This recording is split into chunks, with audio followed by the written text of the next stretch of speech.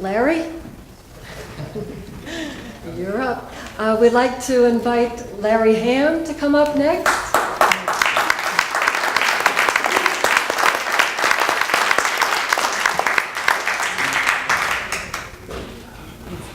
Speaking of student activist, Larry started a long time ago too, as did many of us, as a student activist. And let's welcome Larry Hamm, chairman of the People's Organization for Progress.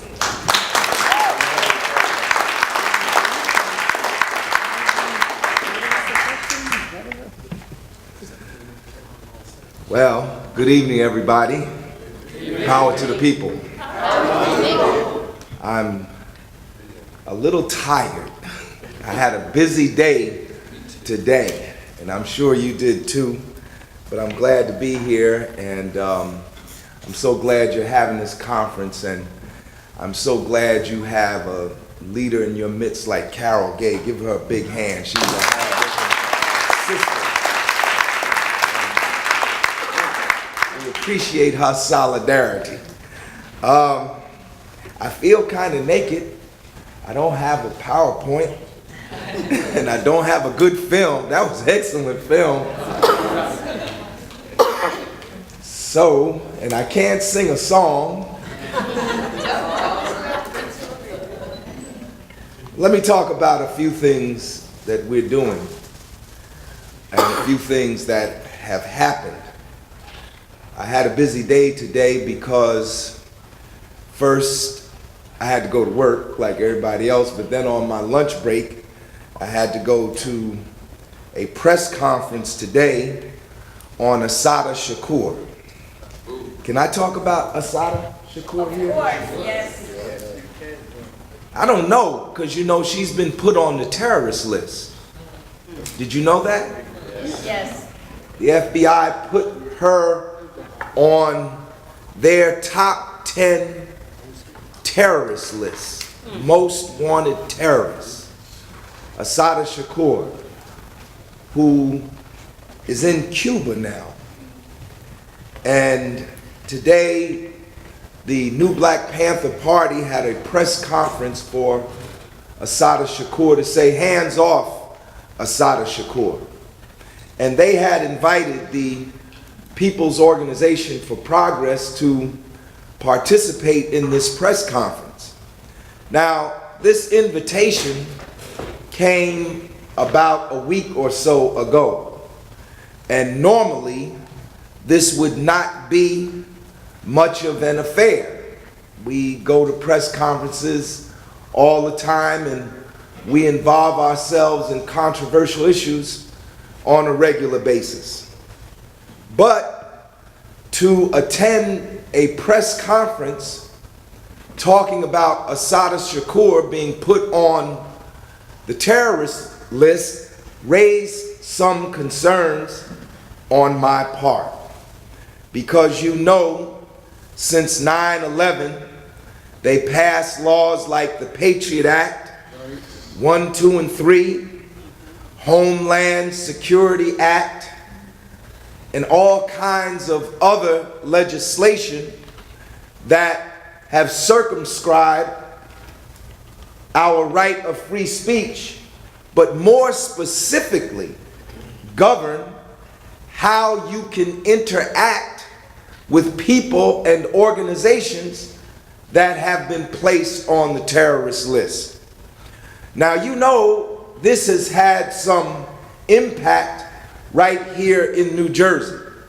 Just a couple of years ago, there was a group called the Holy Land Foundation, and they were said to have had some connection to Hamas. That is, they raised money for schools that I think Hamas had helped to construct and were running in places like Lebanon and other parts of the Middle East. And for their connection, and because of their involvement in this, their charitable activities abroad and at home were shut down. Their bank accounts were frozen. And the people who were running the foundation, who lived here, I think one of them lived right here in Paterson, New Jersey, were convicted and sent to jail. Many of you know about Lynn Stewart, who is languishing in jail, who has cancer, and who has appealed to the authorities to be released on humanitarian grounds because her cancer has now spread throughout her body. And the number of months she may have to live will not be too many. We have not heard from the authorities on this, but you know why Lynn Stewart went to jail. Because she passed a press release on behalf of one of her clients, just passed it on to the folks back home. And for that, she who was representing that person was in fact herself convicted and sent to jail. So knowing about these particular cases and others, I became very concerned. You know, should the People's Organization for Progress participate in a press conference? Can we speak out on behalf of someone who's been put on a terrorist list? Can we do that without having our activities shut down, our little bank account frozen, and Larry Hamm shuffled off to jail? This is very serious. I mean, it sounds funny, but I mean, this is where we're at now in America. This is where we're at. And I had to think long and hard about this. And fortunately, the person who plays the guitar for the Solidarity Singers is also an attorney for the People's Organization for Progress, Ben Zarofsky. Give him a big hand, Bennett Zarofsky.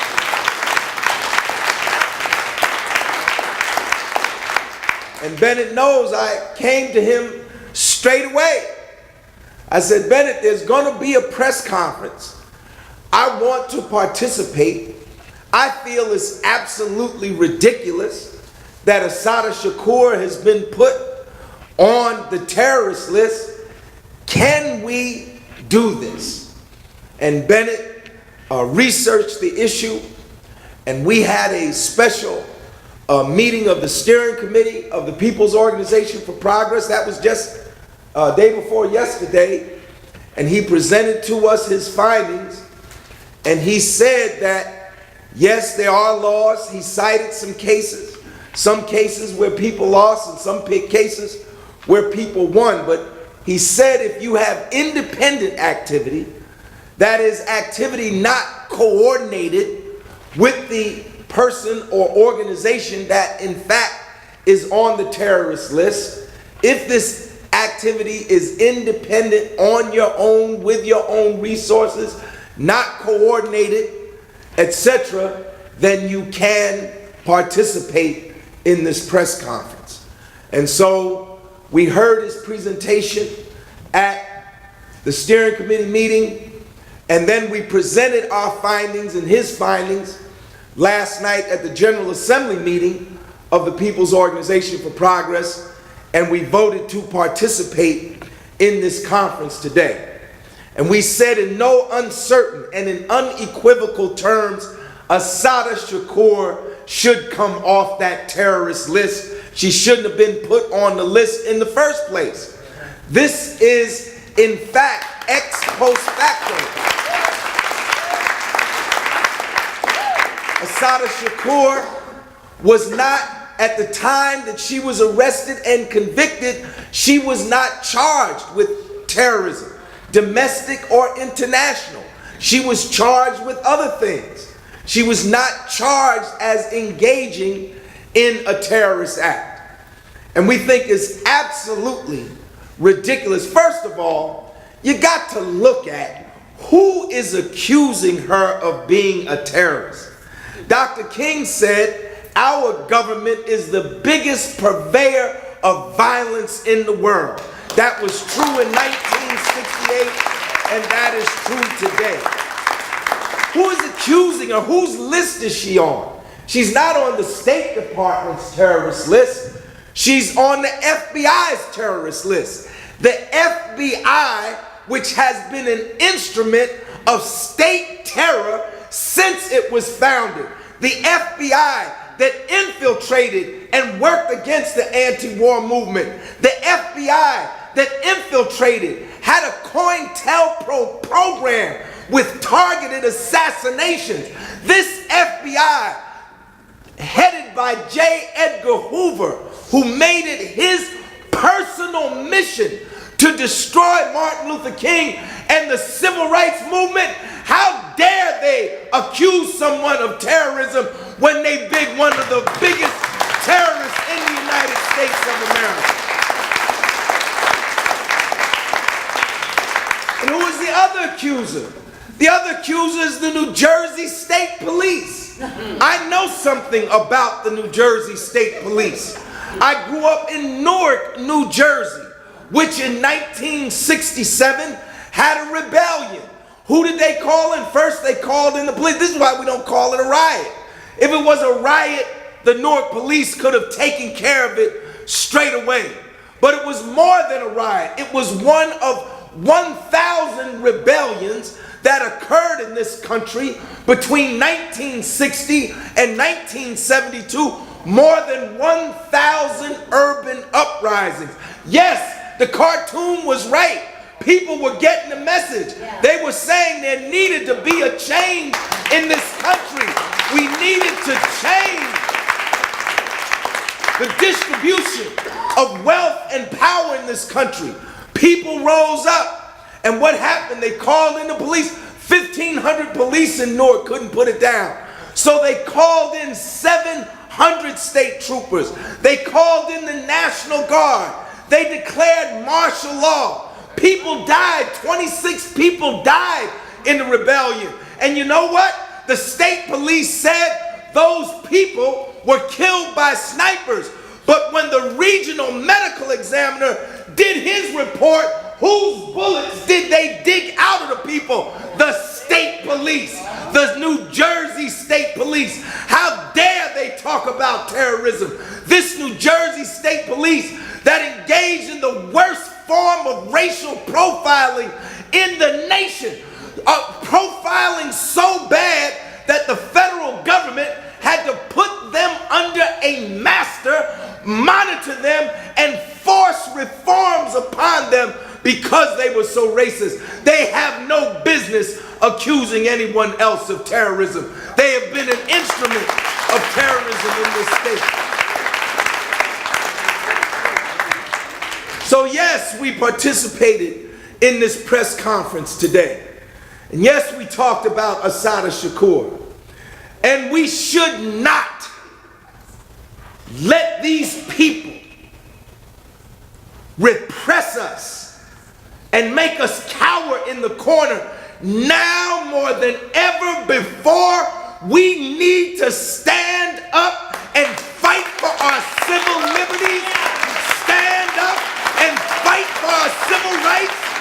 Stand up and fight for workers' rights.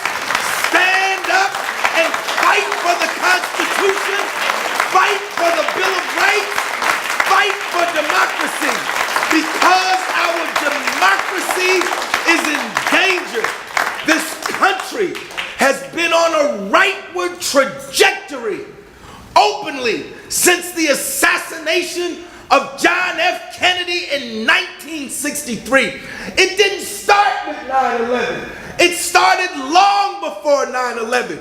It started during the rebellions of the 1960s when they started passing legislation to integrate local police forces and state police forces with the FBI, coordinated activity with the Army and the National Guard.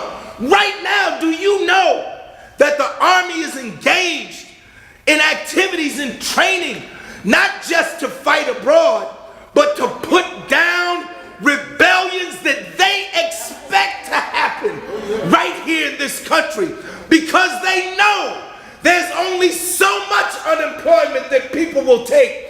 There's only so much home foreclosures that people will take. There are only so many hospitals that they can close. There are only so many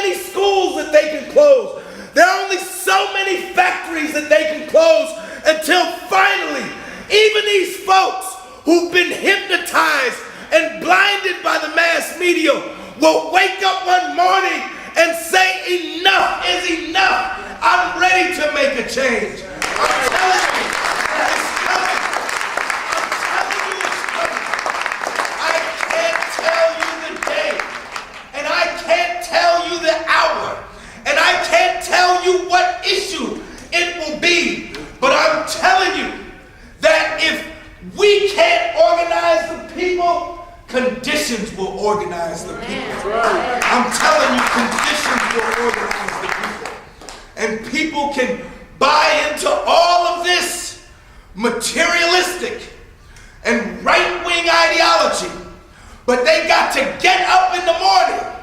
And if they get up in the morning and their children have to leave this very institution because the cost of a college education is beyond what a working family can take, I'm telling you, they'll wake up and say, it's time for a change. I'm telling you, it's coming. It's coming. I don't know the day and I don't know the hour, but it is coming when finally people will look beyond race, they'll look beyond ethnicity, they'll look beyond gender, they'll look beyond sexuality and sexual preference, they'll look beyond class, and they'll say there's two sides. Which side are you on? Are you on the side of the bosses and the greedy and the gangsters and the banksters that have run this country into the ground? Or are you on the side of the people? And if you're on the side of the people, come on over. Let's lock arms and let's give them the fight that they haven't had for the last 40 years. I'm telling you, it's coming.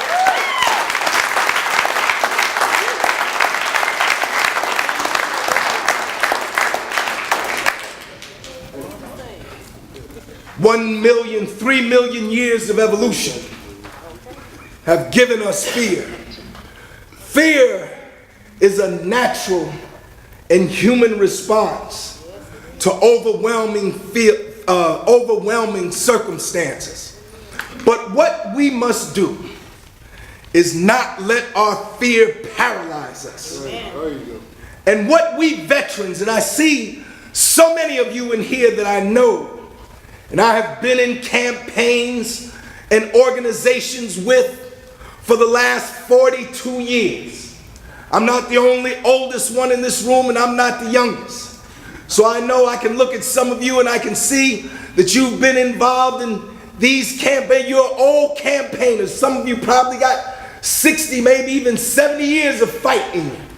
But I'm telling you, you might be tired, but even if you're tired, you can't give up. You might be afraid, but even if you're afraid, don't let your fear paralyze you. I'm telling you, I'll be 60 years old soon. And then hopefully I'll live till 70. And then hopefully if I keep myself right, maybe I'll live longer than that. But this is what I want you to do. I want somebody to write it down. If Larry Hamm